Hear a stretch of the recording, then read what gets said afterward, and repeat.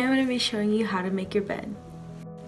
First, you start off with a really messy bed. Like this. We're going to start off with the pillows. So you want to put the bigger ones in the back and the smaller ones in front of the big ones, just like this.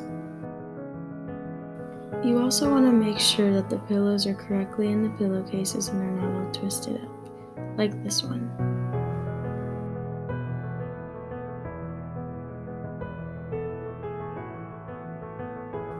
Now you want to take the flat sheet that's underneath and put the pillows on top like so.